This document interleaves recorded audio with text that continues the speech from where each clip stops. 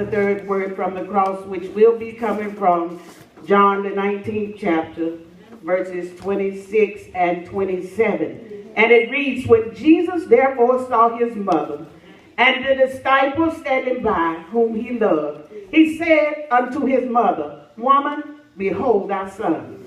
Then said he to the disciple, Behold thy mother. And from that hour, that disciple took her unto his own home. Amen.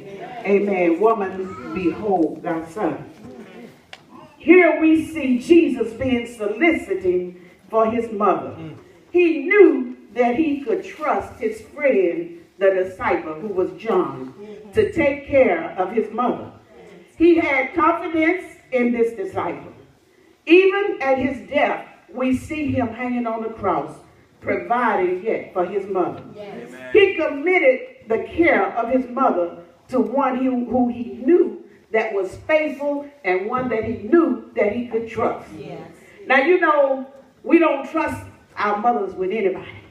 That's mama. That's right. We can't trust mama with anybody.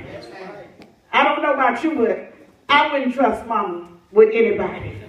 Mother was the one that sat up at night with you when you were sick. That's right. Mother was the one that did without food to make sure that you had food. That's mother. Amen. Amen. Mother was the one that had to get out and go to work when she didn't feel like it, so that she could take care of you.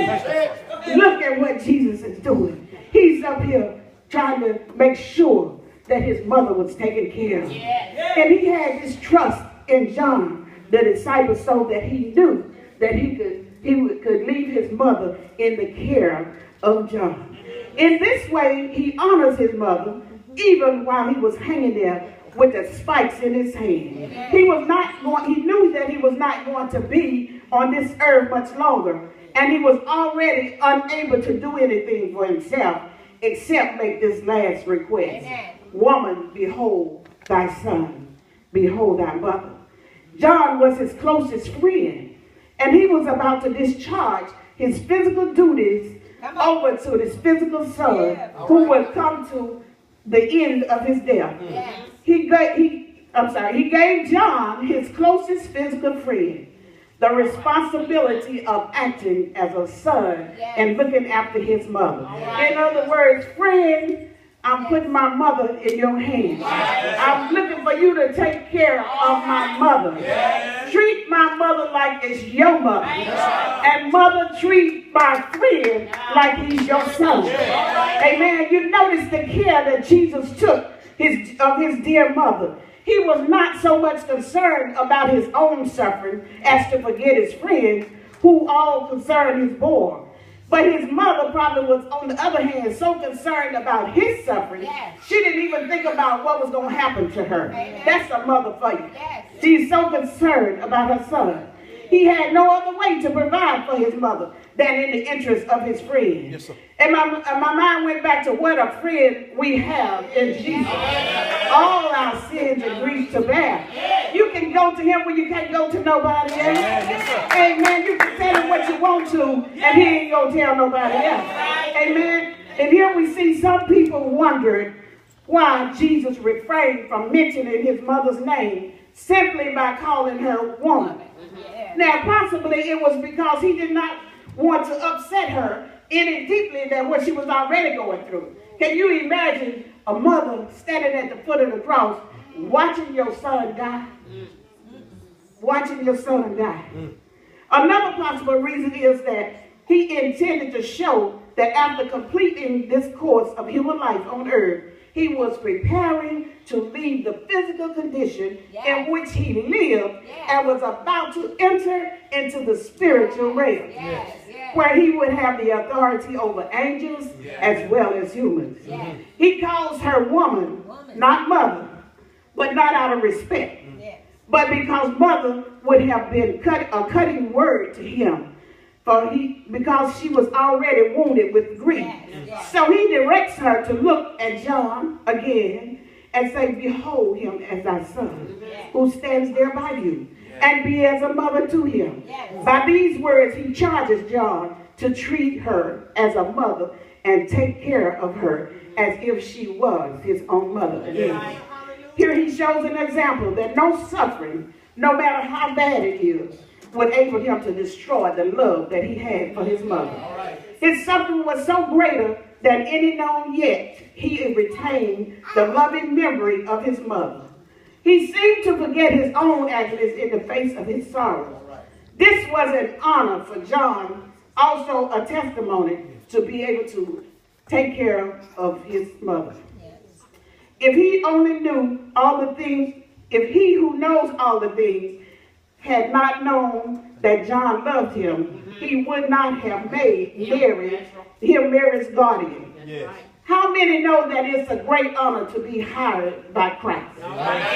To be entrusted in his schedule.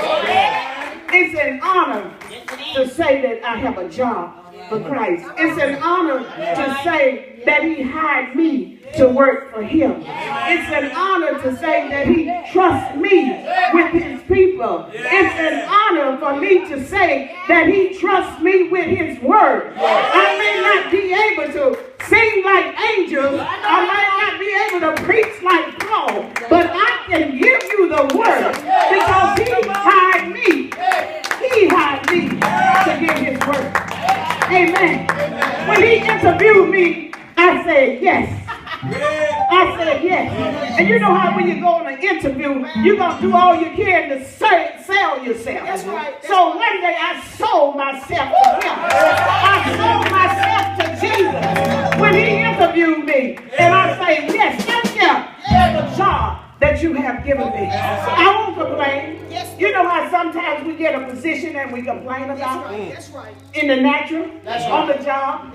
I don't want to do this. Yes. Oh, I can't do this particular job. But whatever he tells me to do, I say, I'm willing. I'm willing. I'm willing to do what you would have me to do.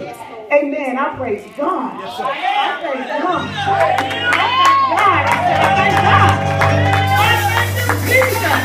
I thank Jesus for hiring little old me, a little old wretch that was undone, a little old nasty something woman that sin. He saw fit to hire me. God, I thank you. Oh, God, I thank you. Oh, thank you, Jesus. Thank you, Jesus.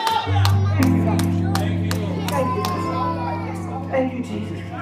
And before I take my seat, I would like to say to the young folk as well as the children, let this be a lesson for you, what you've heard from this message.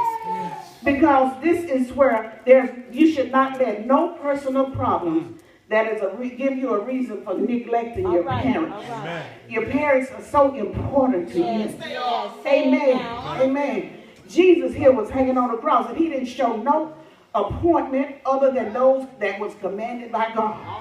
No matter how pressing can justify the neglect of the family responsibility. Here was a crisis in the history of the universe. Yet Christ was concerned for his mother's needs.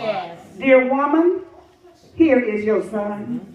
And to the disciple, here is your mother. Look at someone and say, behold your mother. Behold your son.